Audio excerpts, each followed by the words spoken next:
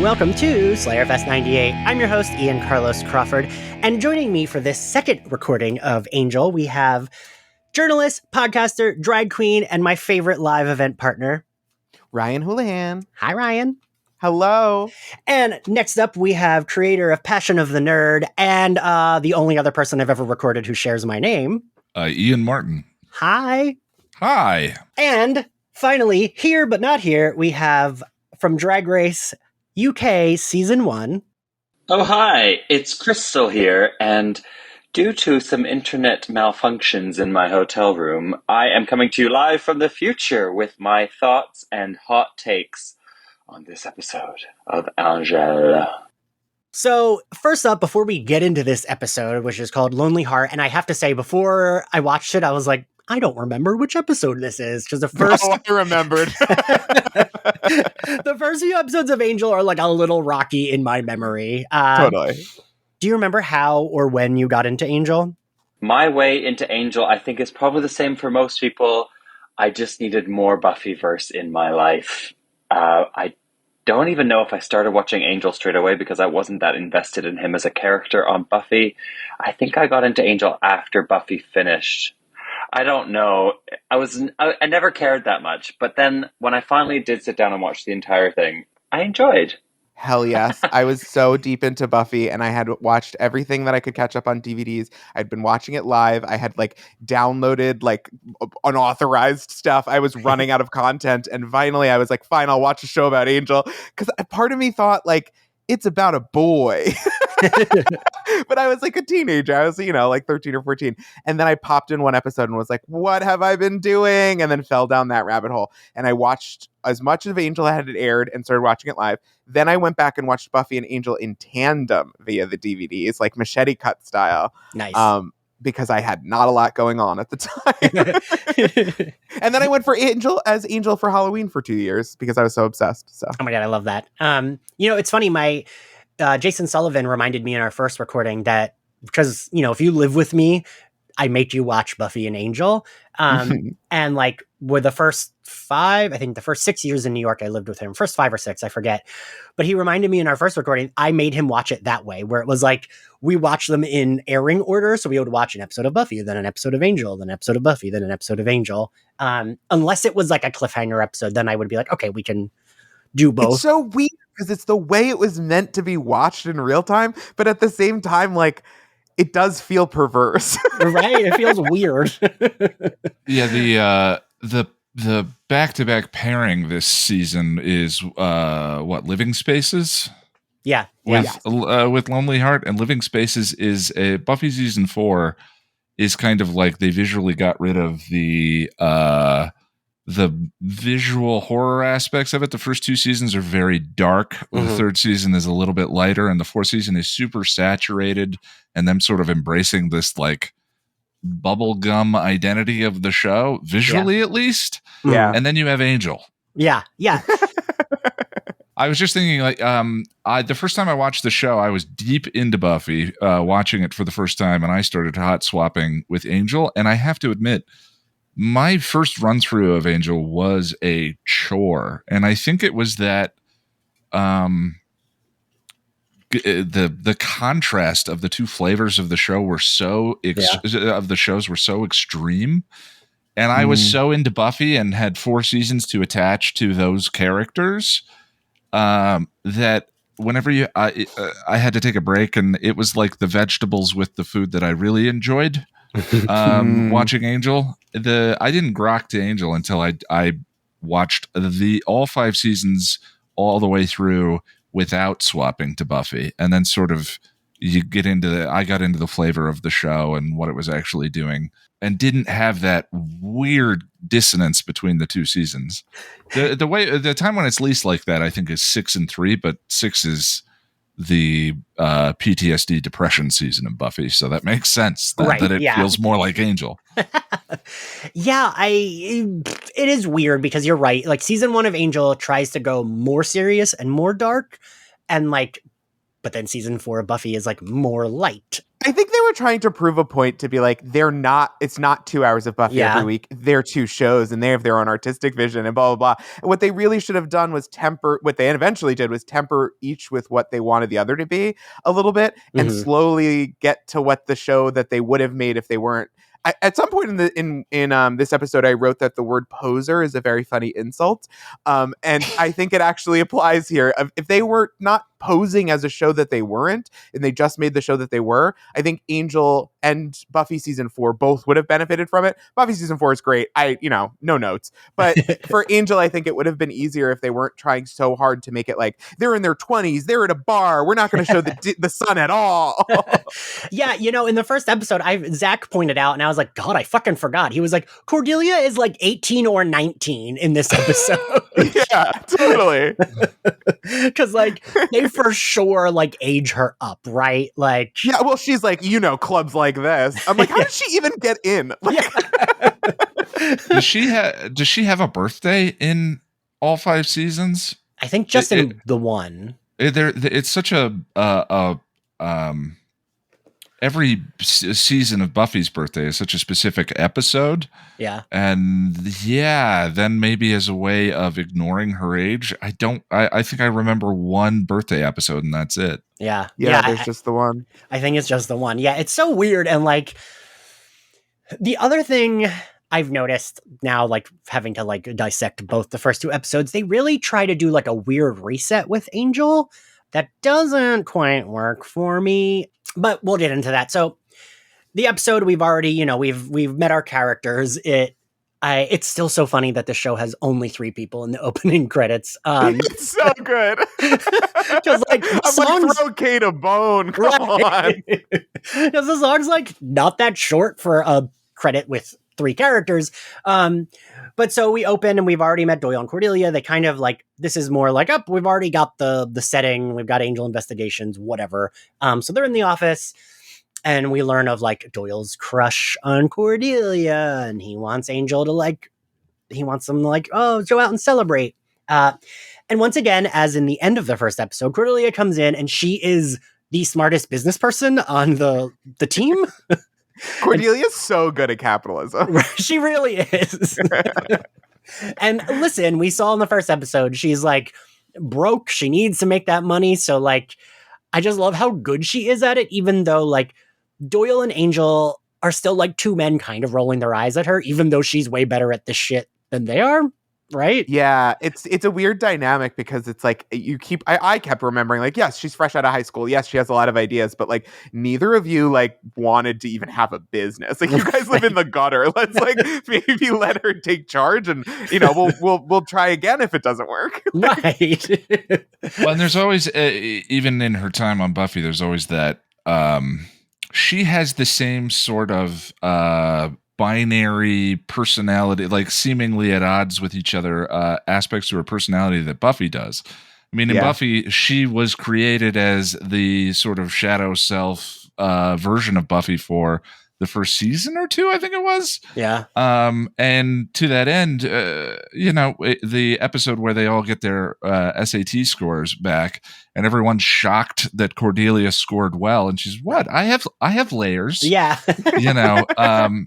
That is all the way through her entire run. She has that, and I love that she has a competence that is surprising unless you've watched the show before, but is always surprising to the other characters around her for some reason. She has a real Legally Blonde quality, which I love, which is always a really strong pillar of actual feminism to me, which is like, you think I don't know anything about stuff because it's not stuff you're interested in, but I know a lot of things. Right. Or like, just because she like is going to put like effort into her hair and like to dress up nice. It's like, oh, well then she must be stupid, but like, no. If anything, when you're running the front of an office, it's the smartest thing you can do to groom yourself, Doyle.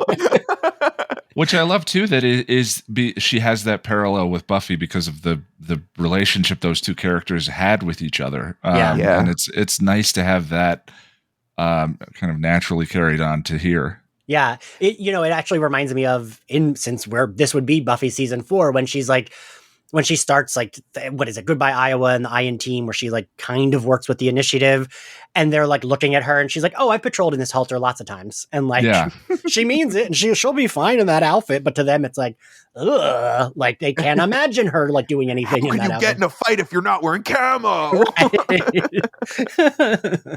And I will say, like, I feel like that's like the kind of feminism I grew up, like my mom, although like Puerto Rican women in my family are very that, like they're gonna wear all their jewelry and their bracelets up to their like elbows, but like also they'll curse you off and have no issue doing it. The strongest women I know from my childhood on Long Island all had French tips. So go fuck yourself. So Cordelia introduces the business card, and we get the little angel icon, which I kind of forgot that it's so early on that second episode, and that's kind of like the logo for Angel. Also, fucking duh, it's an angel, right? Yeah, I noticed that they tried to like have Angel cover half of it with his hand and move it really quickly on camera so that we wouldn't get a good look at it and the joke would work, but still have a good logo. And it's undermined by the fact that it's a really good logo. Right? Yeah, it's not poorly designed enough. Yeah. I feel like if they wanted to go for that joke, it should have been crappier. But Cordelia wouldn't make a crappy logo. She just wouldn't. Yeah, she knows logos. Yeah, like she would either like do it herself or like find someone who could do it. Like copy something from Google, 100%. Yeah. We get the first, which I didn't realize till we recorded in episode 1. Doyle just talks about visions, but doesn't have one. This is the first time he has one. And Cordelia like lightly slaps him when they're joking about what it could be on the thing, and he gives Angel the whatever. There's someone in trouble at a club. I loved Doyle throwing those cards so theatrically. Yes. I was like, this is to get Cordelia's attention. And so that they have to spend time on the floor picking up the cards together. Also, I noted that Angel should definitely get into nightlife. If you're a vampire who can only you know what I mean, and you're trying to maintain some connection to humanity by helping people, nightlife is the number one place I would recommend you go. Yeah. Like there should have been a lot more stories where Angel was just at a bar, you know, waiting for men to be terrible and then stopping them. That would have been like probably the best use of his time, if we're being honest. Also, I think Cordelia could have benefited from some adult supervision is what I'm looking for if she was going to be going out anyway. So I actually think Angel should have gotten into nightlife. I think that was good advice. But that's all I have. The first episode is supposed to be significant because Angel actually fails a client. Yeah. The woman who works at the coffee shop actually ends up being killed by the millionaire vampire. And it's this is one of the rare instances I can think of where they have a vision and fail to save the person that's in the vision the night of. That's true.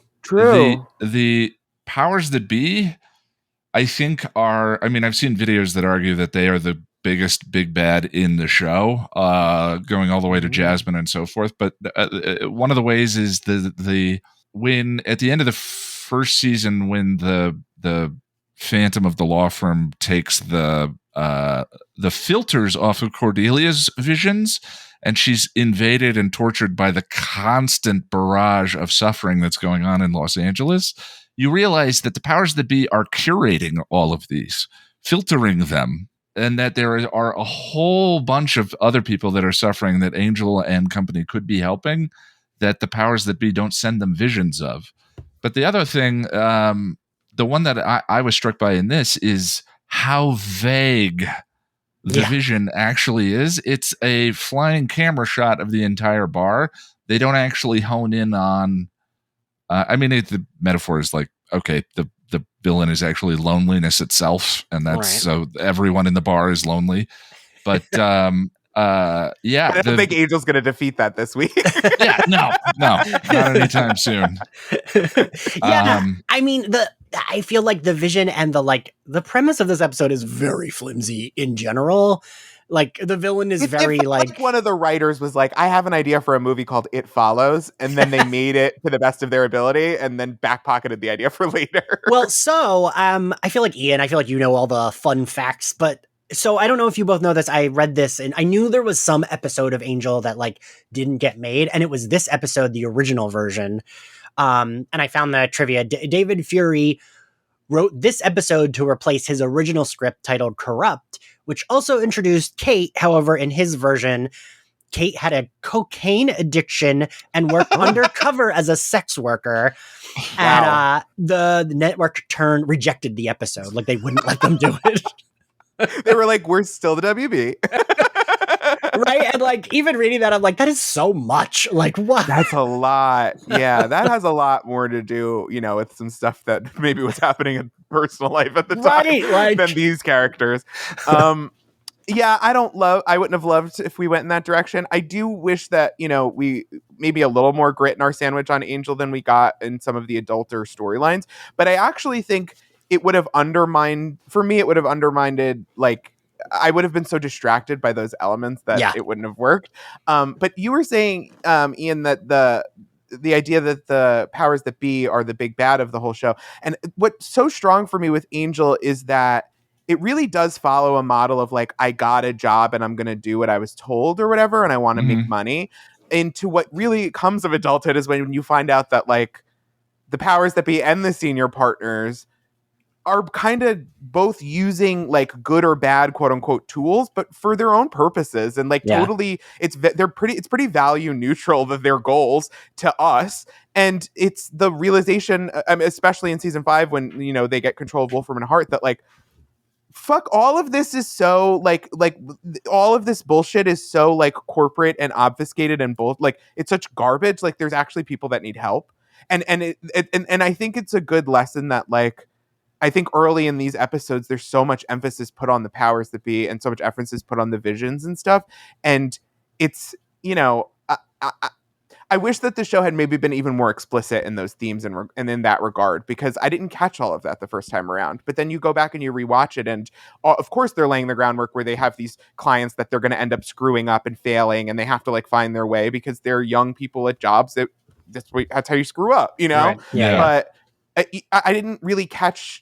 I wish they had been a little more explicit in it, especially if we were going to get stuff like Jasmine, where it's like, oh, what's the metaphor? You know, like if it's going to be so heavy-handed, let's like do the best ideas in a heavy-handed sense. I don't know.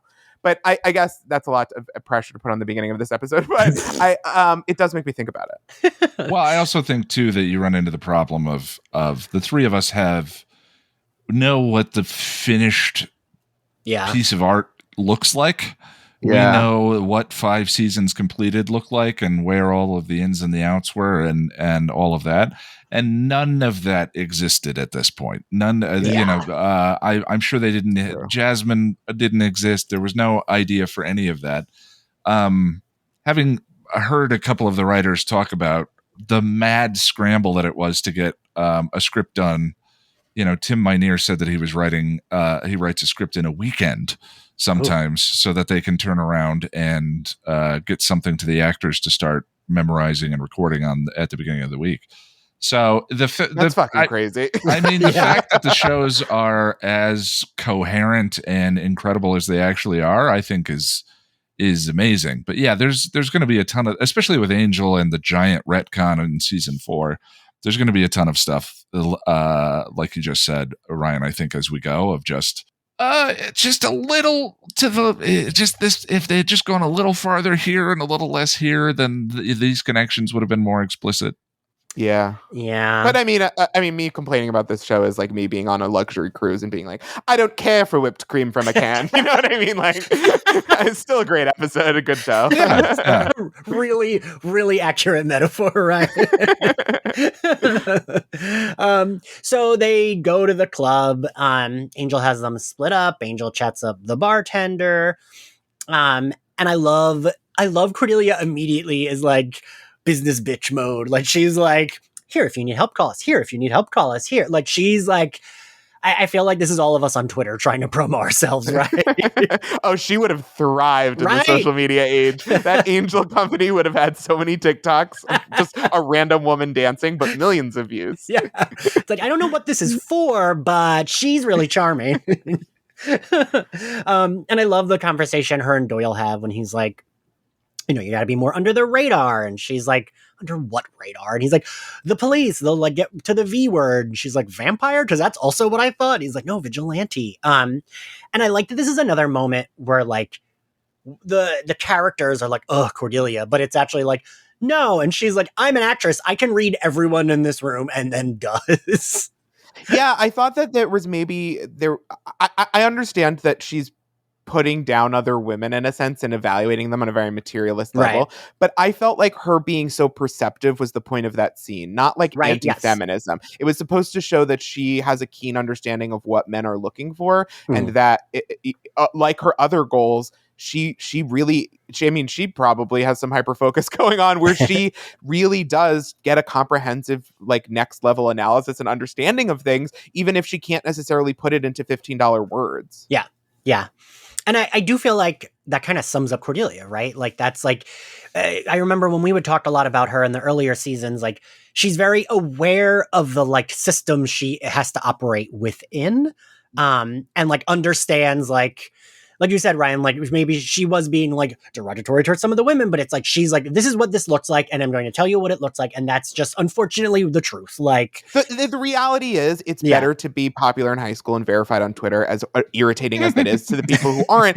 You wouldn't turn it down. And if we're going to function within a society and a shitty system, like, you know, it's the, like, I am very smart thing. Like, yeah, we should improve society somewhat, but I have an iPhone. I don't know what to tell you. And she seems very much like, if we're going to be living in LA and we're going to be vigilantes, like, we might as well succeed at it. What would be stupid not to, for aesthetic reasons. And it's awesome. But I did notice that she did not pick up the most suspicious thing that was actually happening in that club, which was, first off, straight people, terrifying. Second, so many people wearing ties and, like, button downs at the club. And I was like, are we at a post-banking conference? Yes.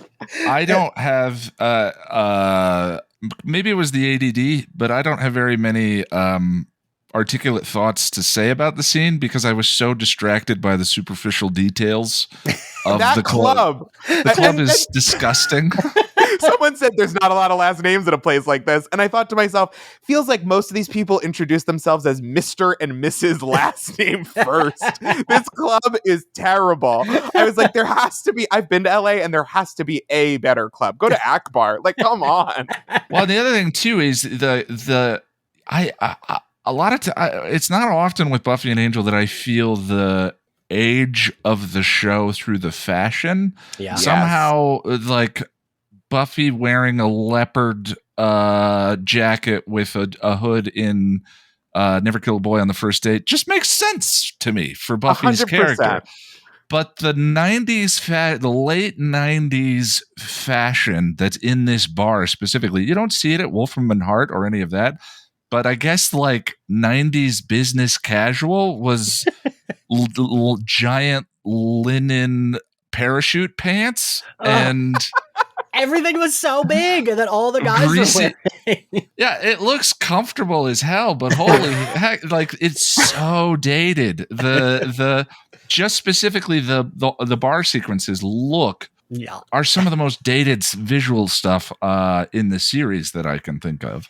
Yeah, I would definitely agree with that because it's just so, like, even, like, towards the end when Kate's waiting for Angel, there's a guy that, like, you think might be shifty who approaches her, and, like, he looks like, his hair, and it looks like he has shoulder pads underneath his, like, blazer. It's just, like, cartoonish. Everyone was dressed like the Golden Girls, but the Golden Girls looked good. Like, yes. Yeah, it looks like the bad version of all of those things. It's so camp. Late 90s camp. Also the most well-lit bar I have ever seen in my life. And we all have a thing. And I know that I have a thing with this scene, and it's my problem. When I was in college, and I'm not kidding when I'm saying any of this, I downloaded a screener copy of The Matrix on Napster. And it was a version of the film that didn't have all of the final soundtrack put in. So it was it had all of the classical score, but was missing the rock selections. But it was the full movie. And so in the lobby shootout sequence, there's no sound other than the bullets because they didn't. That is a rock tune that's in there. But the bar scene where Trinity meets Neo is dead silent. There's no music, and they are shouting over nothing. You can hear footfalls in the bar. You can hear Keanu Reeves and Carrie-Anne Moss are shouting at each other for no reason, and you hear them echoing off the back. And that's because when you shoot a bar scene, you want clean audio. Right. So people are dancing to nothing. They're just kind of counting a beat and bouncing around. And you can ever since then, anytime I watch a bar scene, I get so distracted at whether or not the scene was actually shot with the real audio. And you can hear silverware tinking against glass in this sequence. You can hear people's footfalls on the floor. And we've all been to a club. Right. You can't hear any of that stuff. That's funny. When we did, I did like a mini fake movie trailer for my fiction book that I wrote that never went anywhere. And there was a club scene, and bless my straight best friend Kevin, he set up in the rental warehouse he worked 3 different scenes, and one of them was the club scene. And when we recorded it, it was 3, 2, 1, everyone pretend to dance. And it was dead silence, and it was just shoes squeaking on the floor. And it was so fucking surreal. Awkward. Yeah, it is completely surreal. But what's amazing is that if you watch that scene in The Matrix, it's fine because the music's in there and you don't have a problem. If you listen carefully, you can still hear footfalls in that sequence. But again, I own that as a personal bias that I have because of a little bit of inside baseball. Just sitting there listening to the and you audio can't of that sequence. I feel like once you've heard it that way. Yeah, and Cordy lowers her voice as she leans over a table and says, "Hi." There's no way with that song blasting in the background. There's no way. I will say this though. I have, because I've edited so many hours, thousands and thousands of hours of podcasting, I can hear whenever they loop in a line on a reality show or a network dramas are really bad at it. And it's a real pet peeve that I have to actively ignore. And this is such a silly thing, but the looping on Angel and Buffy isn't always perfect. But Charisma Carpenter, you can tell when she loops a line, she's doing the exact same face shape in the same angle or whatever. She's recreating it really well. And all I can think is good actress. Every time I get so excited. And she looped a line in this opening sequence. I forget which line it was, but she looped it and it was so perfectly matched. You could only tell because I was listening on headphones and I could hear the audio switch. And I was like, damn, this bitch is so good. Jeez, listen, I am excited, Ryan, that this us doing this season will be us just standing both Cordelia and Charisma. Yeah, totally. So wait, is looping, is that kind of ADR? Is that what that is? Yeah, it's ADR. Yeah. Okay. Yeah, I feel especially, so Seinfeld is my go-to nighttime show. If I'm doing shit and I just want it as background, and I notice it, and hands up, I still love it. I know it's a very weird, dated, straight person show. No, my dad watches 4 episodes a day. I see it all the time. And I always notice it, even if I'm super stoned and constrained. I'll be I'll look and be oh, that's clearly done. It's very obvious. I feel a lot of earlier shows were pretty bad at it. Yeah, you can't go back to the early days of reality TV. It's fully just a podcast they recorded after the fact with some shots of people running around a VH1 house. It's so bad. Also, my question is, Cordelia calls someone a closet deb. I tweeted this, and my former co-host Matthew Rodriguez said he thinks it's debutante. But what the fuck is a closet debutante? I thought closet deb, I guess my mind went to the movie Debs, but that definitely came out after this episode, so I thought it was going to be a lesbian joke. But now that I go back, no, it can't be that. Right, that's what I thought. I remember when I watched this with my ex tweeting, I think Cordelia says something homophobic, because I thought it was a lesbian comment, but she does say Debs. Debutante makes more sense. It does, but I still don't really know, closet debutante. I don't know. Is that a thing? Yeah, I don't know that one by context either. Yeah, maybe it's just some shit Joss Whedon made up. Right. They were I guess we have to put it in. Because when I looked up, some websites have it quoted as her saying "closet dud," but that makes less sense because the fuck is that? I don't know. She also makes fun of a dude's lazy eye. That's true. Yeah, that joke tough. works a little better, but it's still a thing. The thing is, as her being kind of the outspoken alpha, and I mean, we'll get to Room with a View where she embraces that aspect, part of her personality. She gets, I noticed, the lion's share of those lines that have aged poorly. Yeah, that's true. That feel the most like a 20-year-old show. She drops the ableist R bomb a couple of times in the next couple episodes, and every one of those is a cringe hard enough to break bones for me when I hear that. It's just funny how the culture shifts. She was watching a lot of Will and Grace at the time. Let's just say that. They say progressivism is a sliding scale, and we have slid a little bit past some of it for sure. Well, I do notice especially with Buffy and Angel, Buffy more so, I think, has less of that, but I'm sure I know it's still in there. But it's funny because, like, I'm sure you get this too, Ian, right? Sometimes when we do that on the podcast, people will be like, "Oh, well, it was so many years ago." It's like, no, I know, that's fine. I still love the show. I'm just we have to talk. We have to talk about it. That's one of the things that like culture criticism, culture conversations are just kind of part of the thing about celebrating is acknowledging the things that have aged poorly, so that we can refocus on the things that we love. Right. As opposed to I don't believe in chucking anything away because nothing becomes dated beyond repair. At anything, it's a artifact of its time that we can look at through that lens as well. Especially when something is made in earnest with not necessarily good intent, good intentions, good faith, but not that makes up for anything that happens, but it makes it worth interpreting. It's not worth my time to read media that it's intentionally mean, intentionally racist, intentionally dated. Why would I even spend time on that? There's so many things in the world. But if something is done in earnest, in good faith, it's worth noting because we should compare it to things we're doing now. There are words I use all the time that I know the etymology is bad, but they're so commonly used and it seems so unlikely that anyone would get upset. But I know I should probably work harder at taking words like say dumb. I think that's dumb. I probably said that a whole bunch of times in this episode already. That's a word that I probably shouldn't be using. And now that I'm saying it out loud, please listeners make me stick to it. But we can do better, and it's good to look back and be like, oh yeah, we were all saying the R word. We all thought that was a totally normal word to say. Yeah. And so it's not a judgment as much as it is or me trying to gotcha somebody from 30. It is an interesting question though. I mean, totally. Are there shows from older eras that have aged enough that they're no longer watchable for you? I feel I have one that immediately comes to mind for me. What is it? Yeah, exactly. But I mean, shows that I grew up with of any particular era, like Friends. I watched every episode of Friends, and I did several rewatches of Friends, and that was the thing that I was in high school at the time. That was the thing we were all talking about. Was Ross and Rachel were cultural phenomenon, and now.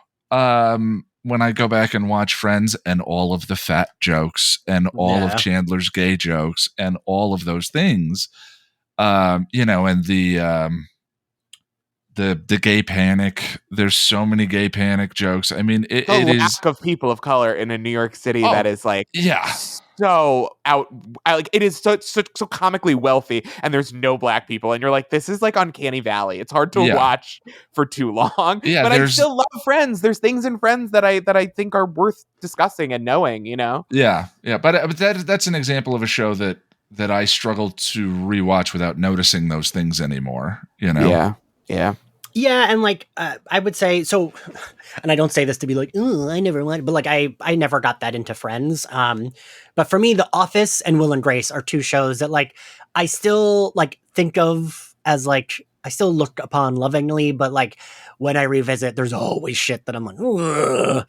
There's a whole separate pod to be done about the politics of Tina Fey. You know what I mean? We could do it, but I don't want to. Right, yes. But okay, so getting back to the God. Anyway. Where are we in the episode? So we were having that conversation about right. Angel was supposed to be flirting with Kate, and he could have probably gotten a lot farther if he would just drop the whole fucking thing and talk to people like a human being. Right. So wait, I do. Before we get to that though, I love that so we cut from Cordelia gives her a monologue, and then she's like, "How's Angel doing?" And then we cut to him being like, seriously, I wasn't hitting on you, to a guy. And I'm like, okay, I appreciate that, because I it's not played for like a gay panic. It's more just like Angel's just awkward, and it's like, oh, the guy thought he was hitting on him, and I kind of. Oh, I think he definitely was hitting on that guy, and it didn't go well, so he said that. But yeah, then we get to the Kate stuff, and like. Ryan, right, like exactly what you just said. I'm like, why are they talking at each other like this? They're talking at each other like they're in separate movies, in separate genres, it's by separate people. Like, it's so weird. Also, Kate is such a promising character for Angel to get to know, but they ruined it by making her talk only in bizarre riddles and being a cop. Why did they do that? She's a cool actress who I love her vibe. The idea of the character is pretty great. Angel should have a human woman that he's like can work with in some capacity, have a healthy version of the relationship with Buffy, like, or try for one. Right. You know, like, come on. And immediately she's like, I'm a cop and you're not going to understand anything I say. And it's like, why are we doing this? And she's so annoyingly, like, once we get the, like, reveal, and, like, her character never stops being this way. She's, like, so weirdly, like, I don't even know what word I'm looking for. It's just like, she seems like everything Angel says, she's like, I don't believe you. And then he like wins her trust. And then the next time we see her, she's like, I don't believe you again. And I'm just like,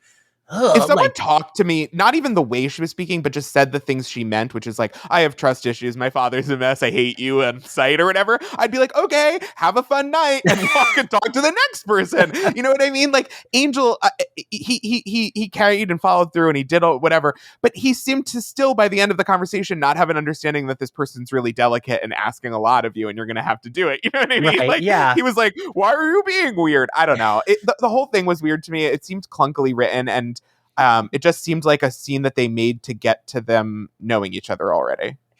Yeah, and like she even has the quote where she's like, he says something about like being too self-deprecating or whatever, and she's like, I'm a self-flagellating hypocrite slut. And I was like, what? Like... Also, but she does say at one point, I guess slut is better than hypocrite. And I wanted to scream at her like, yes, slut is a good thing. Like, what are you talking about? Whatever you want, girl. That line comes on the heels of her saying, I'm probably only talking this much because of the number of daiquiris I've had. And I have to admit, I've never identified with Kate more. You're right. It all does add up a little bit more if you think of it as like a daiquiri fueled. A daiquiri-induced self-flagellating hypocrite slut. Man, how did I not identify with Kate harder earlier in the show? It is worrying to know that she's armed. Yeah. Right, I didn't even think about that. God, yeah. Yes. Recently a customer that I love so much, but she's definitely like, if we were more than surface discussion, we would not get along. She's like this like very nice older woman. She's always sweet to me. She told me there was like a restaurant she recommended to me, and I was like, oh, I've been meaning to try it. And she went, well, a lot of people go in there and a lot of officers and they have their guns on them. So you feel safe. And I said, that doesn't make me feel safe. She's like, you can sit by all these nuclear warheads. It's so safe because you could use one if you needed to. What are you talking about? After a few daiquiris, it'll be fine. So then we get Cordelia and Doyle. We keep like cutting between them and Kate and Angel. But so this like bro comes up to like hit on her, and I do like that Cordelia is very much like, shut up, Doyle, I can handle this myself. I'm not with you. Yeah, she's like, no, we don't need that excuse. I just don't want this man hitting on me. And she's like, has no problem like getting in the guy's face because it's Cordelia and that's why we love her. And then Doyle like gets into a fight with the guy. Angel joins in, and I will say I felt some kind of way. As the one in a crowd who sometimes gets the overlooking, I was like, God, I relate to Doyle. When the girl's like, oh my God, are you okay? And then just rushes to Angel and blows right behind Doyle. And he's like, oh, fuck. It is a little bit of an out of left field action sequence. And it makes me wonder if there was some kind of mandate. Like there has to be. There must be this many fistfights to ride, or whatever. Like the action sequence at the end with the actual monster makes sense to me. This one is so out of left field. Just the two random dudes coming up and Doyle starting a fight in the bar, which is fine. And I guess it kind of works, but it and having the context of the rest of the series, it just is such an unmotivated, them actually fighting just drunken dude bros at a bar. It's in a bubble. It's a very bizarre fight sequence for the show. Yeah, it is a weird, and it's not even like they end up playing it for like, now Cordelia's so impressed with him, or like now it led this person to make a choice. It's just a completely one-off weird thing. Kind of like when they'll do like extra driving sequences on shows about like detectives with amazing eyesight or something. They'll do like lots of driving sequences, and it's because I read somewhere that like a lot of older people just like really respond to car scenes. I could see that. So you're right. That fight is just like doesn't matter. Kate walks out. It is irrelevant. Right. Completely irrelevant. Kate walks out because she gets jealous. Although, like, looking back retroactively, I'm like, was she not? I don't understand. I don't know. Because she says she was like following him. I don't know. Yeah.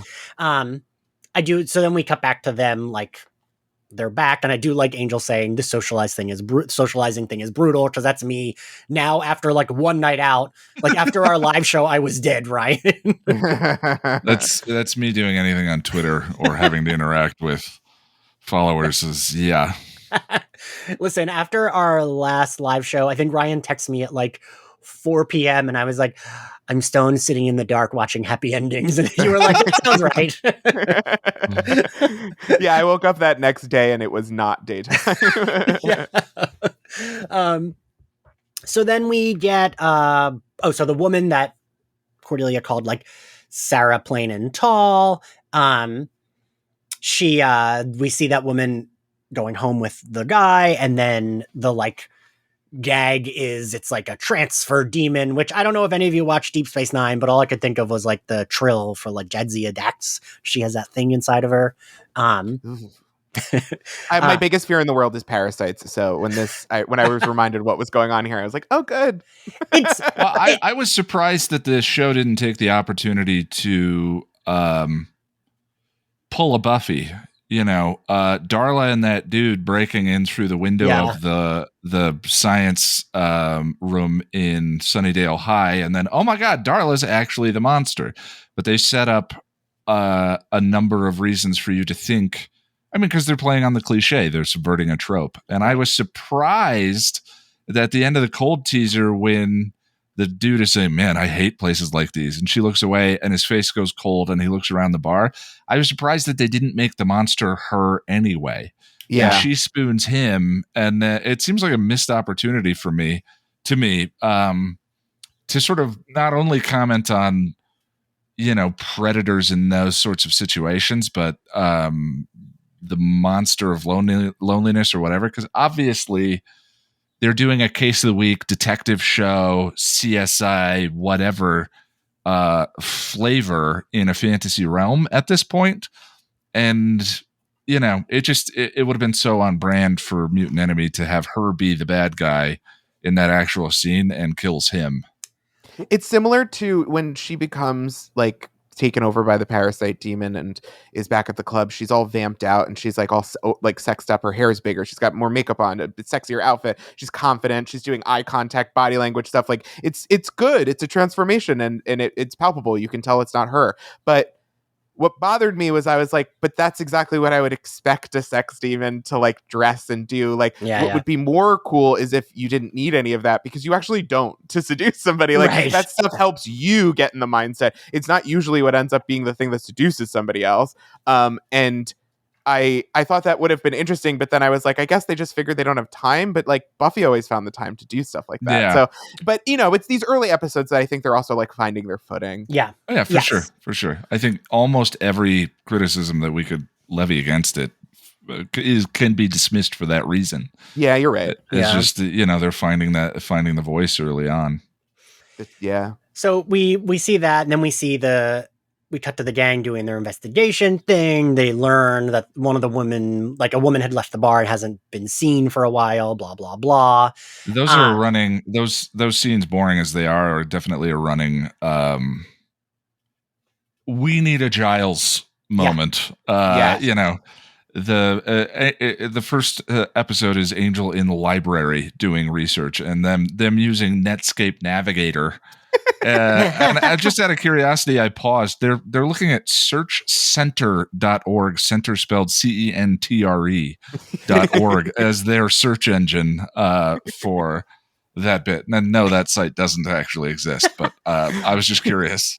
Well, they established Demons as the site, which I think for a minute was a real site, wasn't it? I think. Oh, I didn't know that was a real site. Because I know in like season 7, Cassie's website was a real website for a while that they visit. I didn't know that. Now I got to go on the Wayback Machine. I used to like visit it every once in a while just to make sure it was still there. But when last time I checked for that recording, it was not there anymore. We should snipe the URL. We should make it Slayerfest homepage. So like Cordelia asks Angel where he's going, and he says to the bar to meet a killer. Angel runs into Kate, which I thought was like right outside of Angel Investigations, but he was right by the bar.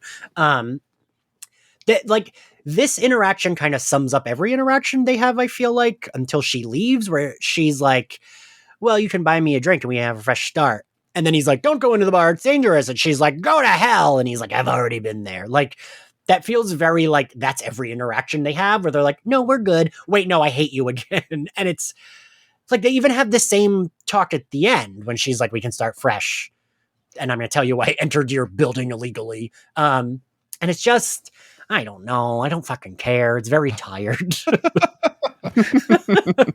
But we do have the scene of Cordy saying, demons, is there anything more disgusting? I thought, well, Angel's part demon. Right.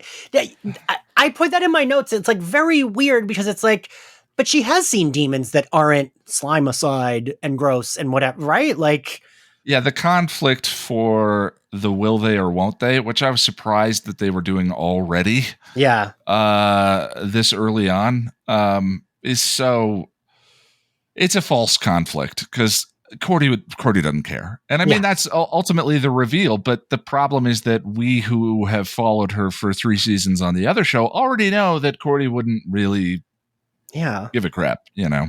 Especially like her being like, oh, they're all gross. But like she would know, like, she called Angel like salty goodness in Buffy. So like she knows that there are demons that aren't ugly. And like, I feel like Cordelia is very much a like, if they're hot, it's fine. Like, you know what I mean? Yeah. Like, she's open-minded. Yeah.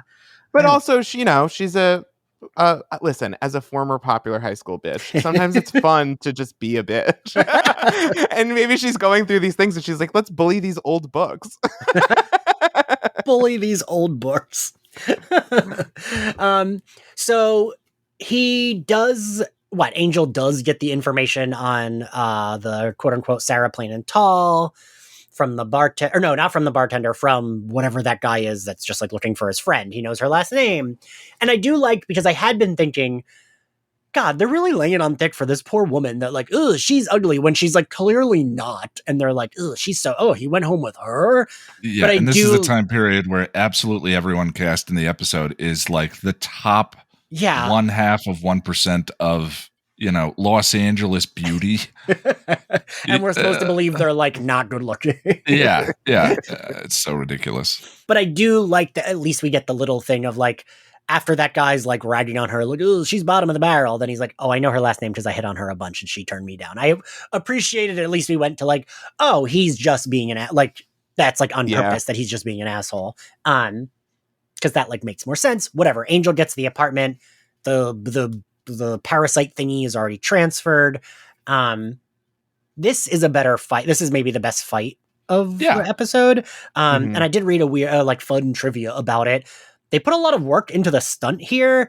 David Boreanaz's stunt double, Mike Massa, said the scene in which he's tossed across the room upside down was his favorite stunt of the season. I don't really know what this is, but to get the effect, he was shot across the room using an air ram.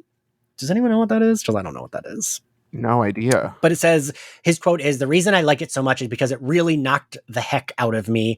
It was 900 pounds of thrust on the air ram. Shit. I had to hit the corner just right. If I was off, if I hit dead center of the corner with my shoulders, it could have broken a collarbone. I had to hit it sideways, my back flat to the wall, and kind of skip into it. But it just pile drove me right to the corner. Oh, right. Yeah, That's like unfortunately, wild. 2, I believe that fight is the one where you can see one of the cameramen. Yep. I did make a note. I said, I saw a camera. Because I It's rewound okay. it. I'll blackmail Bob Chapek at some point. That's one of the more egregious. There's the cast and crew. I mean, a lot of times you'll catch a light or a mic or whatever, but to see a full-on crew guy, yeah, is pretty good. That's also the heaviest thumping of the episode's theme. You have to stop. The monster says, I will, when I find the right one, the one I can stay with. And I wrote in giant letters, metaphor. But this one is so mixed up with loneliness and intimacy versus sexual intimacy versus using up people, going through relationships, validating yourself through connection instead of making the choice to be alone, Angel style. I mean, it's supposed to reflect the part of the journey that Angel's on, which is that maybe he doesn't need Buffy to be complete and be himself, but maybe he just still needs people around him and whatever. So the metaphor's in that scene, but I definitely think it's a little blurry. And I have weird memories of listening to David Fury talk about starting Angel, and specifically that he never worked on a show that emphasized theme as much as Joss's shows do, that you had to have the metaphor monster and whatever. And the way he talked about it, I interpreted a little bit of resentment's the wrong word, but wishing that he didn't have that every episode didn't have to be that way. And so I with his the themes in his episodes to me feel a little more clunky. I think that he is probably my second favorite writer behind Jane Espenson on Buffy. Oh, okay. In terms of just like, I mean, I don't count Joss's episodes because they are steeped in the budget, the most amount of time, the most investment of every resource they have. Right. And so all the writers, are bringing their A game to bring to show to Joss for his episode. Yeah. So that's not a fair. It's not a fair comparison to compare Once More with Feeling to, Bad Eggs or Band Candy. But Band Candy is an incredible episode of Buffy. But in terms of just, the non-Joss writers, I think David's episodes like Fear Itself are delightful. But even Fear Itself, the metaphor being clunky in Fear Itself actually works really well. The idea that Fear is a tiny little fear demon is a wonderful payoff. But yeah, the loneliness demon here, I was like, is it supposed to be an STD? Right. Is it loneliness itself? I was like, is this an HIV thing? Because these are some bad takes. He's like, stop sleeping with people. Yeah, it's another the one frustrating thing about both shows is like, as progressive as the shows can be, sometimes especially like Buffy season 2, it gets into sex paranoia. There's not a ton of sex positivity, and that's why whenever there is, like Anya and Xander, I get really happy about it. Right. I think about that too, because you're right. Anya and Xander are like the only sex positive couple, but then when Angel does lose his soul, Giles of all people is pretty like, she's like, you loved him, I don't care, like I'm not going to judge you, like for doing there this. Are a couple of nice bits like that, and I don't think they were intending to do cautionary abstinence tales. I think they were trying to subvert them, but by making the trigger in season 2 Buffy and Angel sleeping together, which it wasn't really, it was his perfect happiness, and he actually turns into bliss, the post-coital bliss afterwards. But it's easy to misinterpret. And even the characters misinterpret it and are confused about whether it's sex or not for a while.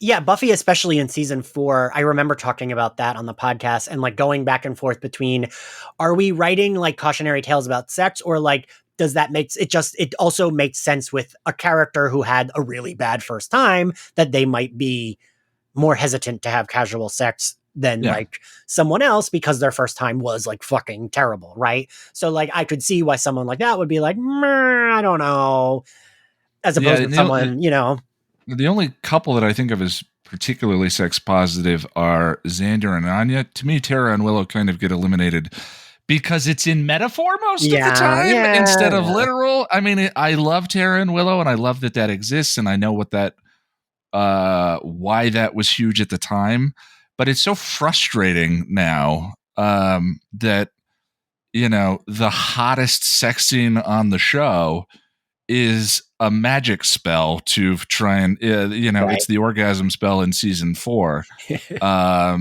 As opposed to just like, you know, I mean, you know, it is what it is, but I think it's tough to say that they were very sex positive when even you make me come, pleat, you know, needed to be a joke instead of, you know, just their relationship was what it was and it was normalized in any of that. Right. Instead of being like, because like, you know, it's a loving couple and they'd be like, my baby lays me down and I love it. Like, that's fine. Yeah. Right? Yeah.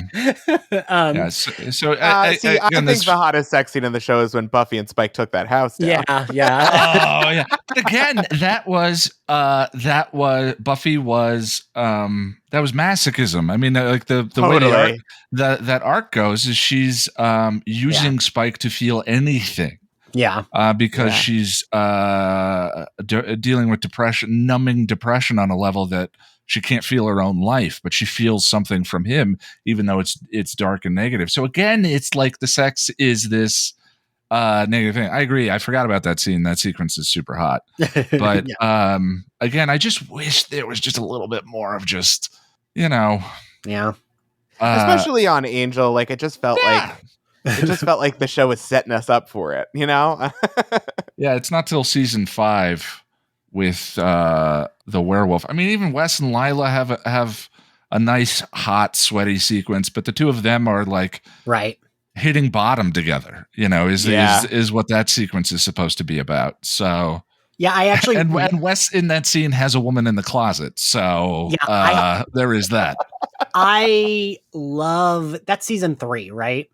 I think that's the beginning of season 4 where that sequence takes place. But their relationships is it starting? Maybe it doesn't start in season 3. Maybe it does. Yeah, because it's Justine that's in the closet, isn't it?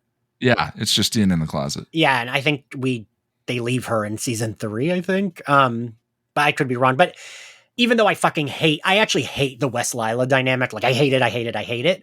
And I'm wondering what I'll think revisiting it for the podcast. Because sometimes I change my mind if I have to like take notes when I'm watching. But I love everything. Anyway, where we are very sidetracked.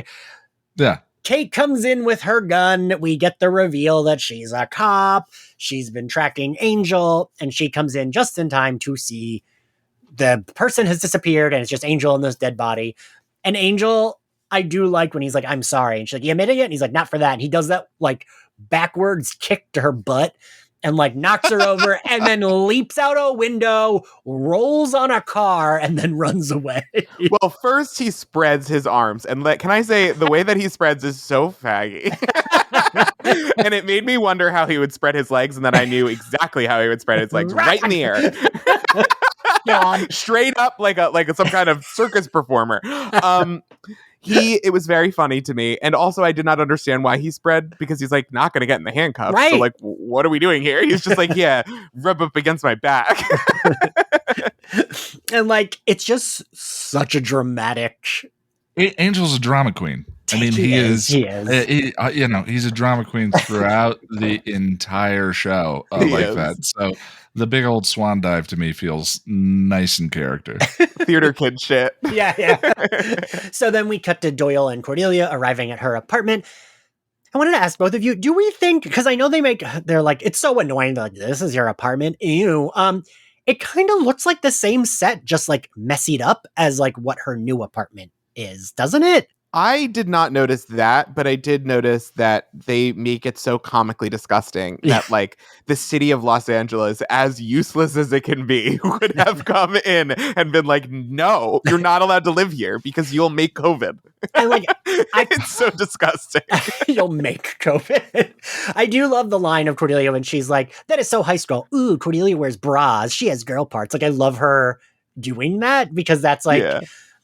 Because, like, also, don't fucking touch her bra, Doyle. Like, yeah, what the fuck was that about? Well, the other thing, too, is having lived in a city, having lived in San Francisco and been to LA and all of that, like, none of these people could afford to live there without a roommate. Right. You know, you want to not live in, you want to not live in a roach infested bad part of town, you have roommates. And Right. I think Cordy would know people who moved to LA and would want to be roommates. It would be more believable if Cordy moved in and was 6 months late on rent and just like making cool excuses to her super rich friend. Yes. Yeah, because also I feel like Cordelia wouldn't, she would, like you said, Ian, she wouldn't abide by filth. She would be like, okay, I have to get roommates. No. All right. Like filth would gross her out, right? Like that wouldn't track for her. But I get that they want to give Right. all of them really meager beginnings so that by the time we get, and not that they knew this is where they were going, but of course, as they got older, we ended up living in a hotel that we were renovating. And like, Right. that's, closer to the millennial experience. Yeah, she needs an arc.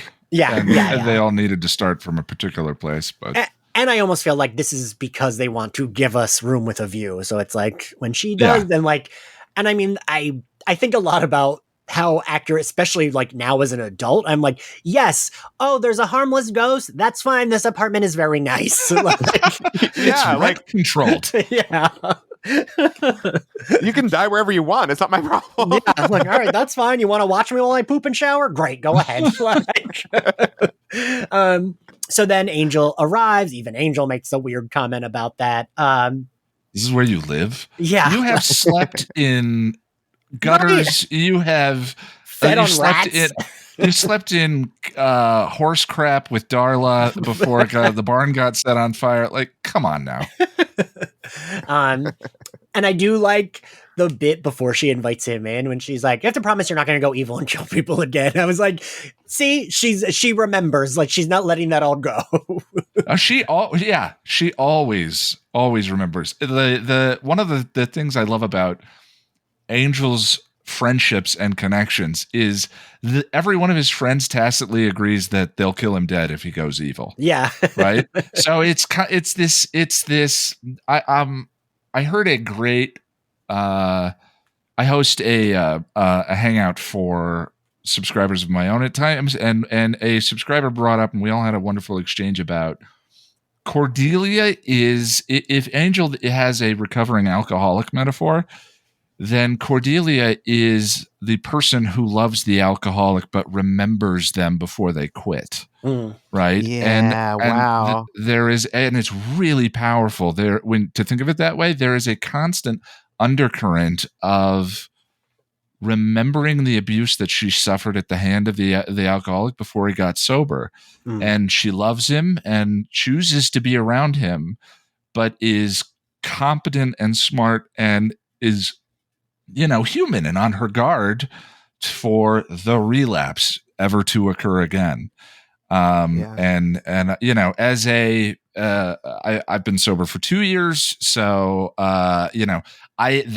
putting things in that framework for Cordelia and the idea of loving an abuser, which alcoholism can often end up in that space, is a really powerful way to, I think, to kind of interpret her keeping holy water in a water bottle under her desk, or at the very least knowing that to tell Angel that in eternity, because she has dealt with this before and so always has the out and always knows like where the back door is just in case. But I do love that Angel always keeps at the top of his list, like his friends need to know and be willing to kill him, and then he can trust them. Yeah. Yeah. Well, I mean, it's like Batman, he has all those plans to kill all his friends, and he's like made sure that they have plans to kill him. Yeah. Ian, I think I didn't know this was possible, but I feel like you talking about that made me love Cordelia even more, because it just like it drives home how fucking smart she is, right? Yeah, like she's brilliant. She's like, you're my friend and I love you, but strong. Yes. Yeah.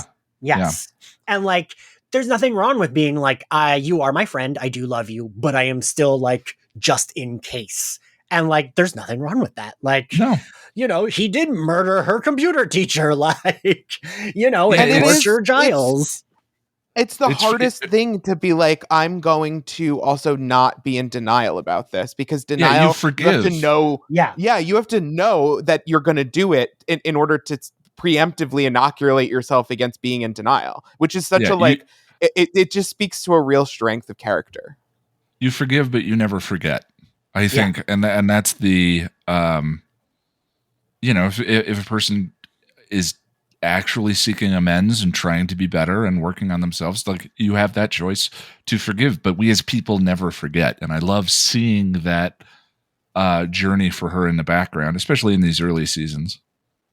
Yeah, no, I love that. Yeah, and like the wild thing is that she feels so underwritten this season, but like you're right, that shit still is there with her, and like even the little, like, I think it's more that maybe not underwritten, underused is the correct term, because like she's not in it as much. She's the most interesting character on the show. I mean, I'm a big fan of, I mean, if there's one thing we didn't need, it's another boring old white guy tragedy fall tale, and that's what Wes is.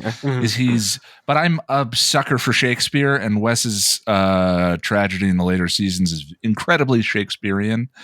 But Cordy's the most vivid, vibrant, interesting character in the series. And she's the least central and I don't to think it's these close. early plots. Yeah, and like, also, Ian, don't call Wes old, because I'm pretty sure he's probably younger than me when this season. Yeah. I'm definitely I'm the old boring white guy for sure. So, I'm a lot older than a lot of older people I know. At work the other day, one of my youth coworkers, who I adore so much, was like, "Oh, I made a joke to one of the new folks that you're like 40, but you look so good for your age," and I forgot that was an exaggeration. I was like, "That's only an exaggeration by like 9 months. That's not really that much of an exaggeration." Fuck. So that's when we get the awful fucking rock montage where like they're investigating, Angel's going through the like bar, and we see Kate investigating Angel investigations, and it's very of the time. Yeah, I'm glad we didn't make a habit out of these. Yeah. It's the most like The Lost Boys that either of the two shows have ever felt. I don't know if you've both seen The Lost Boys, but for me that's formative vampire fiction, an incredibly pop culture and of its time. And when you get that's a very famous tune. And when I posted the video, I had 100 comments telling me what it was. And of course I forgot it because I have no memory for that kind of thing. But yeah, it's so gothic, and you get the long cross dissolves between shots. Yeah. They're all telegraphing what they're doing, like holding up giant like what are those magnifying glasses to show they're looking at clues and stuff. Yeah. I think there's another one of those in Somnambulist. Those the two montagey research heavy music bits that stand out to me in the first season are this one, and there's one in Somnambulist that is so noir detective. Ian, is that how you say that word out loud? Noir? No. the Wesley episode. Oh, Somnambulist? I think I don't think I've said it out loud. I think I say somnambulist. And I just realizing I've never heard someone say it out loud. The British pronunciation, obviously. Right. I may have. I can't say for sure. It is the way that I've been saying it since I reviewed the episode. And generally when there's a word I struggle with, I look up pronunciations for it, and I may have done that for that, or I've been saying it wrong this entire time. Let's make sure we figure that out when we get to the episode. Listen, the great thing is Buffy fans are forgiving, and it won't come up again in your life. Yeah, exactly. I'll never hear that comment again. Actually, that's a great point. If I had been mispronouncing that, I would guess that someone would leave a comment on the video letting me know. Yeah. I think that video has 50 or 60,000 views now, so I definitely would have heard. Listen, don't fucking flex on my podcast and make me jealous. I didn't need to humble brag. Did it on him. Shit it on him. I'm like, Slayerfest last YouTube video has 100 views. But so we get that montage, and then we get Kate. She gets a call from Angel. He wants to work with her. She again is being very, I don't trust you. But she does go to the bar. She is ambushed by the bartender, who's like, "Oh, I saw Angel." And I like that he says he looks like he's about to rabbit, because I don't think I've heard people use that, but like I get what it is, and I kind of like that slang. It's interesting. Buffy created its own vernacular, and I wonder if they were playing with some of that for Angel, seeing if they could create kind of the detective-y shorthand the same way Buffy did. Yeah, you get the vibe that the writers were a little bit, they wanted a little bit more of the like his girl Friday style, like, and then I said to her, I says, and then he says to me, and then we said, and then like back and forth, like shotgun dialogue. And that Cordelia was very capable of it, and no one on the show was, so they stopped doing it. She gets ambushed by the bartender. He brings her in the back, knocks her out, but then Angel immediately appears. It's fine. He's there. He has the big fight. I did like that plank to the head is the most slapsticky bit. When he hits him in the face with the plank right there, I actually laughed out loud this time, and I must have seen this episode a dozen times. It's funny the stuff you notice every time. See, Ian, I was gonna say I actually laughed out loud when the guy like throws Kate and Angel into each other, and then they tumble down a staircase. Like that feels like Looney Tunes, because it's like, where'd that? Oh, now there's a staircase. Now they're just falling down it. Okay, sure. My biggest issue is that the conceit of the episode, which I know is like, oh, this demon's doing it out of loneliness, but like it feels very like, oftentimes in Buffy and Angel, which I don't mind when the like demon-y plot is besides the point, but it also doesn't feel like there's a other plot. Like this is the main plot. Kate and Angel are investigating it. It feels besides the point, but there's like, okay, then what's the main, you know what I mean? Like that's still the main story, even though it feels very, whatever. Right? And it's tough because our bad guy is sort of absent because it keeps being subbed in by different actors just acting all crazy or whatever. And so it feels really hollow because there's only one story happening that everyone's involved in, and we don't even really have like a compelling bad guy.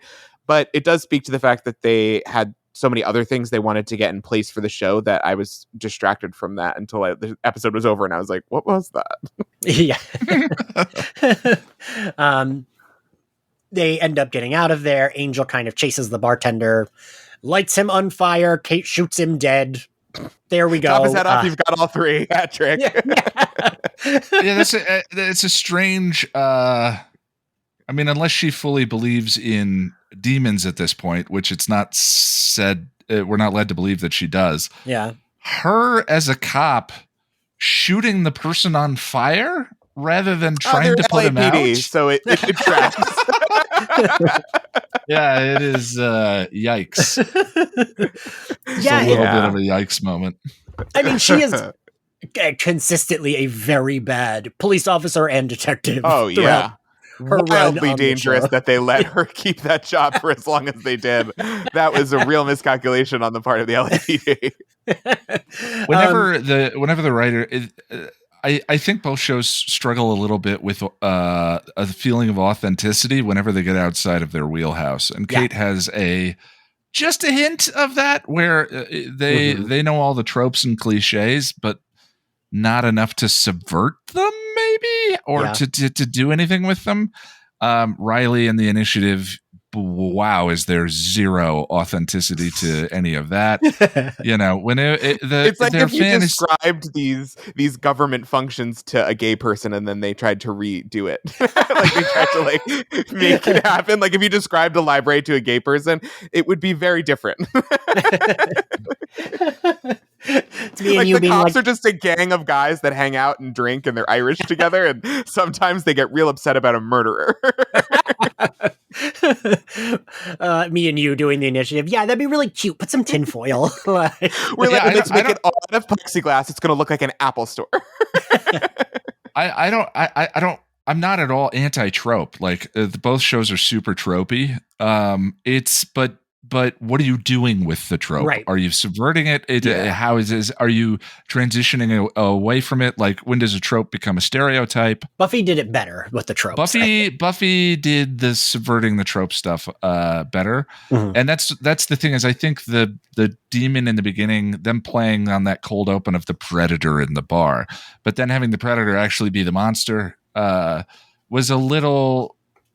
was something that Buffy would have done differently, you know? And it's playing a trope, but not doing anything with it, not doing anything It's we just know like, it's a monster show. So what did you subvert by making the monster the predator that we obviously knew was bad, you know?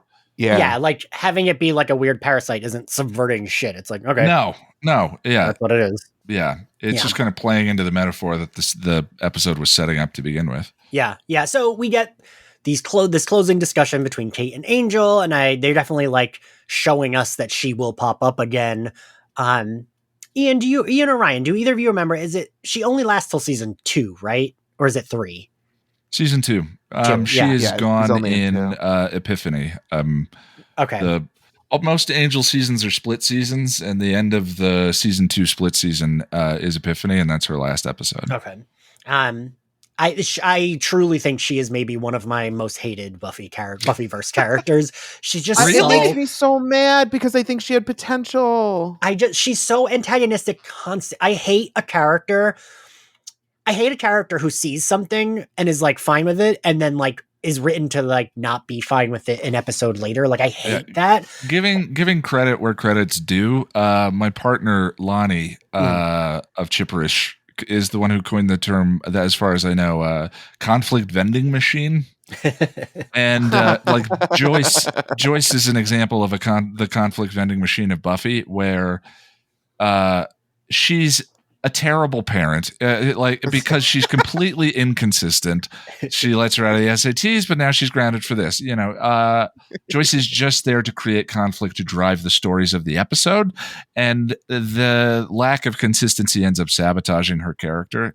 And if anything, I think there's a little bit of an over-reliance from Mutant Enemy on those kinds of characters from time to time, and Kate definitely at various times falls into the conflict vending machine status for sure. I feel like it's not even like sometimes it's like that's all she is. Like the bits I like are the bits about her father, and her sort of dealing with depression. I'm a huge fan of The Prodigal because of the way the Angel turning and killing his father, and sort of her feelings of guilt over her own father's death and all of that.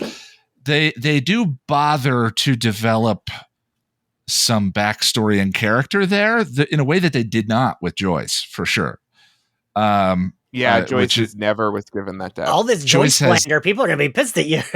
Well, I mean, I and it's not a criticism of the performance, and I'm not saying that Joyce doesn't have her moments on the show, but especially in the early seasons of the series, I mean, like the bit where on Buffy's birthday where she and Buffy cuddle up on the couch and Buffy's like, I'm just going to let it burn. Like there are moments I love with Joyce, but she is frustrating when she's inconsistent and just driving plots. And I think Kate even has more development than Joyce does. So it surprises me that you say she's one of your least favorite. I just think she's in a different show. I think she's just doing her own, like it's a different world.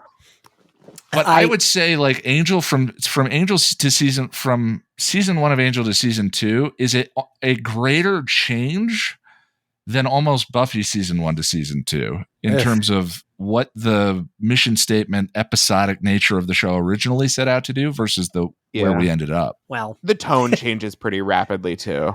Very much. I think I also feel like her and Angel, not unlike, is it Nina, the werewolf girl in season 5? Like, not unlike her. It's like, they're just like, here, blonde woman, they'll have chemistry, and they have none. And it doesn't, like, I don't know what their relationship is supposed to be other than she seems to fucking hate him. And so it's like, why are we going back to her is how I feel. Well, and I think it's, what is it, in Sense and Sensibility? There's a moment, I think it's in Somnambulist where he accidentally brushes her arm and she gives a look that shows that she notices and there's chemistry, and it immediately goes away and they never do anything with it again. So it's just, it's clear that she's not the only one. There are a couple more characters coming up. The millionaire character, where it's just like, why is this a recurring character? But they were just throwing stuff against the wall to see what worked.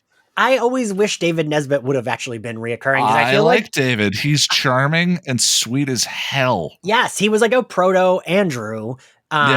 And I know that it was just that actor because he was in stuff, like he just wasn't available. Yeah. But he's a character I would have liked to see. But anyway, so then we end on the beat of like Angel being like, "Oh, I'll take you out to celebrate." And I don't quite get why Doyle and Cordelia are like, "No, we can't go out." Like I was like, they didn't really do anything. They were just sitting at home researching. It's not like, I don't know. But I do like the bit of like Doyle being like, "You can sit in the dark alone," and Angel being like, "Oh, thank God." Yeah, it's there because they needed to complete the arc. Yeah. Like they had to complete the cold open. It doesn't feel motivated, but because like if Cordelia and Doyle had been attacked by the demon, it would be like, oh, okay, that's their like, they went through it, but they really didn't. They were just like at her apartment. Anyway, now we're at the end of the episode. Favorite outfit, Ryan? My favorite outfit would go to when the woman who became, who was our first prey of the parasite demon, came back all glammed up and vampified and yassified. I thought that I thought it was misguided choice, but for the costume department to be given the challenge of like use makeup to make her look like she's down to fuck this time, they nailed it out of the park. I was like, God damn. So that was my favorite. Ian? I would say giant linen parachute pants. As dated as they absolutely are, they were really comfortable.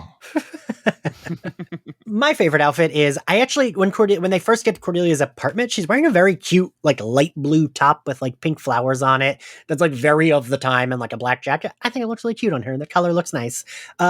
Crystal, favorite outfit? Favorite outfit. Now that's going to go to any single person in any of the bar scenes in the background. There are so many fabulous outfits, so many amazing, complicated 90s updos, little things sticking out of the buns at the back of the hair. Lots of great, like sexy black mini dresses. Oh, it's really fabulous. Everyone. Oh, the redhead that Angel has a weird like flirtation with, who's really sassy. She had a great outfit. Favorite scene, Ian? That isn't the cards, because it could be the cards if you want. Well, here the thing is, the cards are so iconic. If you ask someone to write down, 5 bullets of things they remember from the show, I got to think the cards, if not in the top 5, are going to be in the top 10 of just iconic moments. From Angel, and it's, as you said, it's amazing that it's in the second episode, so probably the cards. Yeah, fair. Ryan? My favorite moment, this is a little thing, was Cordelia said that she wasn't planning on living in this or any apartment. She said it was supposed to go home, hotel, husband. And I like that there was 2 hotels in there because it implies that either she got in conflict with the staff or decided she couldn't take this hotel anymore. But she knew she'd be switching hotels at least once. My favorite scene is the same as yours, Ian. It's the business cards. I do like that Cordelia's the one to give them to them.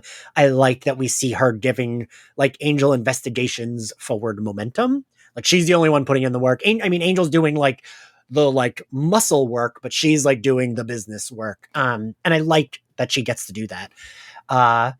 Crystal, favorite scene? Definitely when we first see the awkward girl who's now the host for the demon as the sex bomb version of herself, she's all that realness. I love a dowdy to sexy transformation. Oh, gets me every time. All right, and now we're going to grade the episode. Ryan, what grade do you give it? Oof, I would give this episode a C. I'm not going to be kind. I'm giving it a C just for the outfits alone. Ian? I think the thing to think about is I would say C, and I think the thing about a C is a C is not bad. It's genuinely average. It was watchable. There are things, I don't think a C is a bad grade for the second episode of the series by any stretch of the imagination. So yeah, same page there. Crystal? Angel, when it's good, is very good, but a lot of times it's not good. And this is one of those times. I give this episode a C. We can't start giving out high grades in season 1. Otherwise, we'll never get to our highs. So it's a C. Sorry. I think I give it a C as well, because I do think this show just has a rough start to begin with. I think next episode Oz shows up, and that immediately, Oz and Spike both, and that immediately makes it more fun. And I think once they learned that they needed more characters, is when the show, like, not even just like, oh, bringing Buffy people, just like more characters that we can like stay with and love. The show got better. We need more variables for these stories if the monsters aren't going to each be a spectacular creation. Right. Yes. If you're going to deal in cliche, then the thing that needs to be remarkable are the characters that going through those things that we attach to. Yeah. You know, and it's tough in an episodic show to develop tropes beyond the bit that you're using them for in this particular episode, and I think that's why the show eventually shifts away from it. Yeah, no, I'd agree with that. Thank you all for listening. Thank you all for joining me. If you like Slayerfest 98, you can find us on Apple Podcasts, Spotify, YouTube, anywhere else you get your podcasts. If you want to support us on Patreon, we are covering Harley Quinn Season 2 and What If Season 1. And then there's always a bunch of like random other movie episodes thrown in. We covered Everything Everywhere All at Once recently. And the support helps keep this podcast going. It's much appreciated. And we also have a Discord server available to all the Patreons and all the people that are part of the podcast. If you want to follow us on social, we are at SlayerFestX98. If you want to follow me, I am at ENXCarlos. Ryan, where can everyone find you? You can find me at Ryan Houlihan all over the internet for all the stuff that I do. And then you can follow my better half, Aria Woman, who is a drag psychopath witch. Who you can find her at AOL keyword woman, and you can find her podcast at Academy of Drag. And Ian, where can everyone find you? I'm youtube.com/passion of the nerd, and Twitter is at Ian Nittram, which is my first and then last name spelled backwards, Martin. It took me a while to realize that was your last. I think you said it on the podcast, and I was like, oh, that's why. Yeah. And Crystal, where can everyone find you? Thanks for having me from the future. If you would like to follow me, it's Crystal Will See You Now on Instagram and on Twitter. And just follow me on social media. You can listen to my own podcast, which is called The Things That Made Me Queer, which obviously Buffy gets a decent mention or two. And you can find that wherever you get your pods. We will see you next time. Bye, everybody. Thanks. Bye. See you next time. Bye.